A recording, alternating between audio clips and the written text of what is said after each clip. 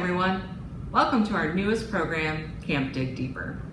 Normally in the summer, we'd have you come into the library to do a lot of fun programs, but since we can't do that this year, we're trying something a little different. So what is Camp Dig Deeper? Well, each week, we're gonna give you a challenge in a video like this. And the challenges sometimes might be engineering related, you might need to make a device, or it might be a little more creative and we might ask you to use interesting materials to make a piece of art. But each week, it'll be a challenge that you can do at home with materials around your house or things that you could easily substitute for.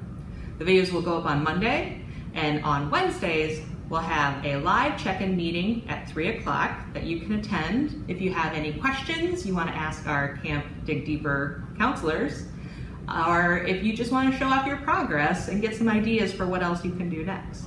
And then on Fridays, we'll also have a live event at 3 p.m. where you can show off what you made that week and share what you learned and what you found kind of cool. So what is this week's challenge?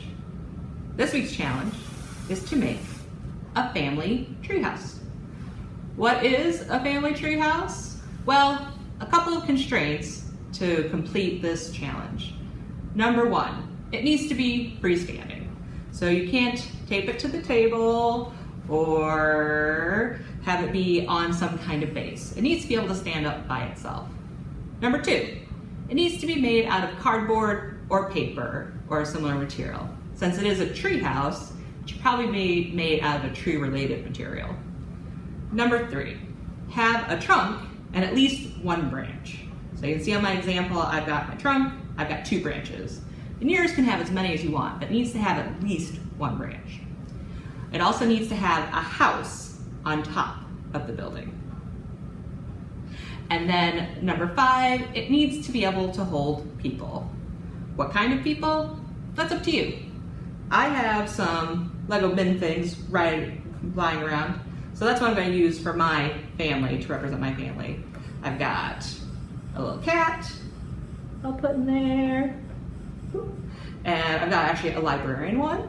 We'll put her over there, and Harry Potter. We'll have Harry Potter go in there. It's still standing. All right, excellent. So some tips on how I made mine. As you can see, I choose to use a paper towel roll as my trunk. This was actually a prototype I worked with earlier. I tried to make some roots. This one wasn't as successful, so I started the second one right here. But you can use a paper towel roll, or maybe you have toilet paper rolls lying around that you can use. These also make really good branches. That's what I made my branches out of.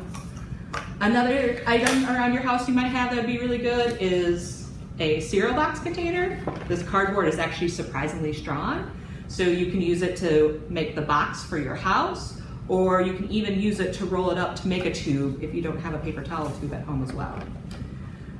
Or if you've got construction paper.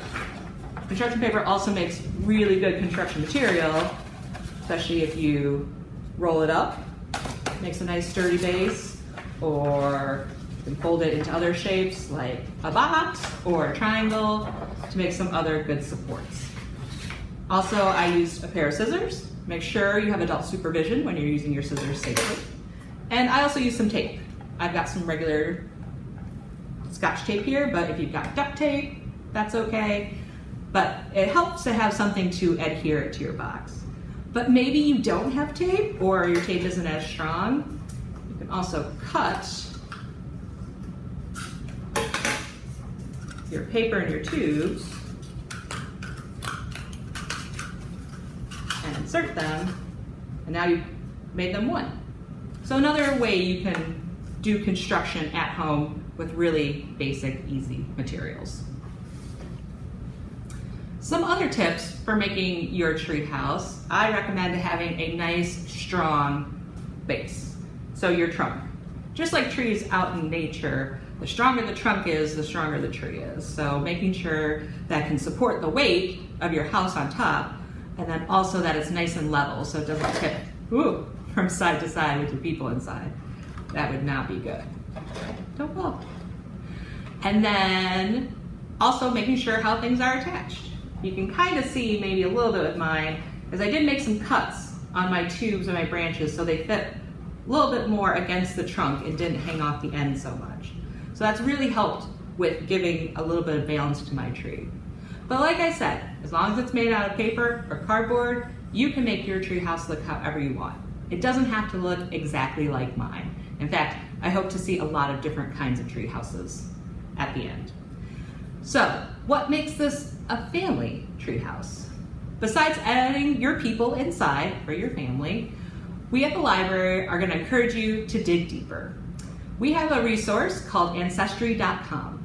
Now, normally you have to be at the library to use it, but right now they're allowing people to use the service from home. You just need your library card. And what Ancestry.com lets you do is research your family history.